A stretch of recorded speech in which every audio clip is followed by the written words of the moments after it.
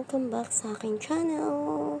Dahil nga guys is 6 o'clock na, kailangan na natin magluto ng ating dinner para sa ating mga amo. Ito yung first ulam ko. I-fry ko lang to siya guys. Nilagyan ko lang siya ng minarinate ko lang siya sa log by log. Minarinate ko lang siya sa sa chicken powder, white pepper, tapos nilagyan ko ng cornstarch at nilagyan ko ng itlog. Tapos i-fry. Ito yung first menu ko. First ulam ko. Bali, 3 ang lulutuin natin ngayon guys. Kasi konti lang naman din ang kakain. 3 tao lang din naman ang kakain. Para may choices sila. 3. Tapos, ipa-fry lang natin siya until golden brown, guys. Ano lang yan siya? Madali lang itong lutuin, guys. Ang mga niluluto ko dito, guys, is simple lang. Hindi komplikado. Charang! Komplikado. Yan lang. Ayan, guys. Iprito lang natin until golden brown. Tapos, hintayin natin siyang maluto. Ang hirap voice record guys, may voice record na. Tapos, medyo tinagalan ko yan dyan guys. Konting lang siya. Yung apoy niyan is mahina lang. Ayan, binaliktad na natin. Kagaya ng pagbaliktad ng ex mo sa'yo. Char, may hugot. May pinaghuhugutan. Ayan guys. Kailangan na, ganito kasi ako magluto guys. Binabantayan ko siya kasi ayokong masunog. Kagaya ng sunog niyang puso. Char!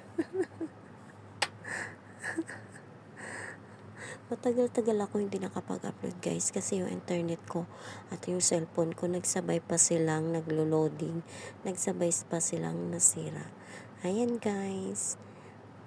Nakaluto na pala ako niyan. Minamadali ko na lang kasi yung oras. Guys, huwag kayong magsawang makinig sa walang kakwenta-kwentang voice over flower. Ayan nga guys, simple lang to siya guys. Simpleng ulam, madali lang na ulam kasi wala akong ibang maisip. Wala na akong idea. Ayun. Tapos yun lang yung nandyan na available na lulutuin. Kung ano lang yung available na lulutuin guys. Yan lang lulutuin ko. At luckily naman, may luckily. Mabait naman yung amo ko. Hindi naman sila maselan sa pagkain. Kung ano yung niluto ko, yun. Kasi masarap din naman siya guys. Kahit simple lang, masarap ito guys. Kasi inanuan ko kasi ng timpla. Sinarapan ko ng timpla. Ayan guys, may naluto na tayong isang ulam. Isang ulam na naluto natin. Magluluto na naman tayo ng gulay. Ano pa ang bagal? Luto na naman tayo ng gulay. Gisa lang ako niyan guys. Garlic at saka onion. Tapos yung nasa lata na sardines with black beans. Masarap to siya guys. Masarap siya sa gulay. Kaso itong gulay na lulutuin ko ngayon, hindi ko alam kung anong pangalan. Para akong lasing no. Inuna ko lang pala yung medyo matigas guys. Kasing tigas ng ex mo. Char.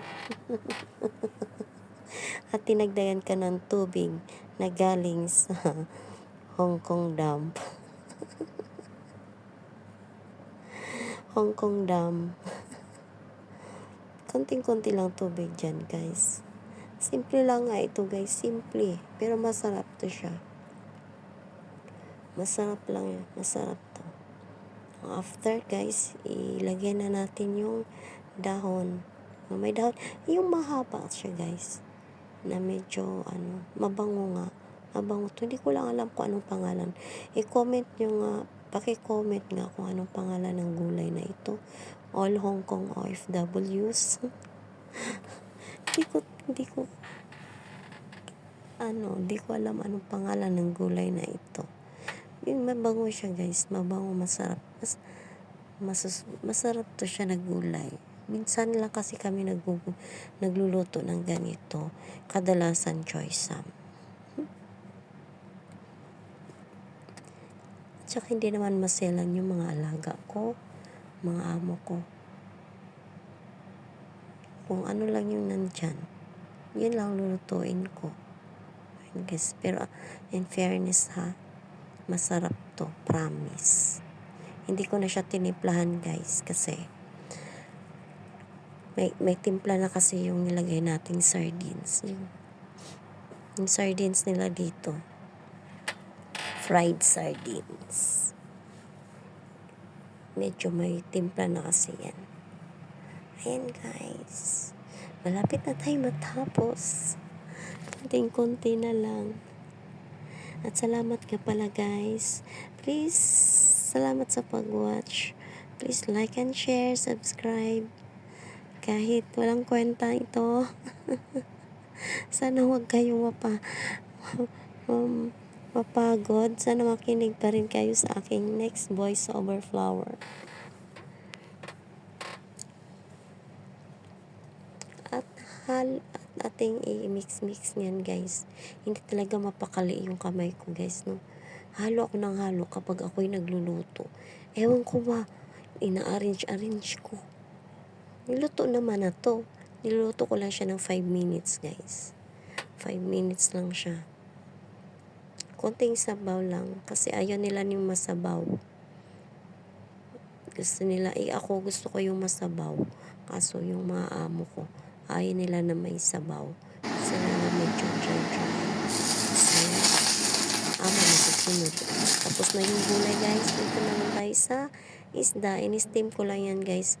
Hindi ko nakapinakita yung pag-steam. Yan lang guys. At nilagyan ko ng mainit na mantika at soy sauce. Yan lang. Ayan, ready na para sa hapunan.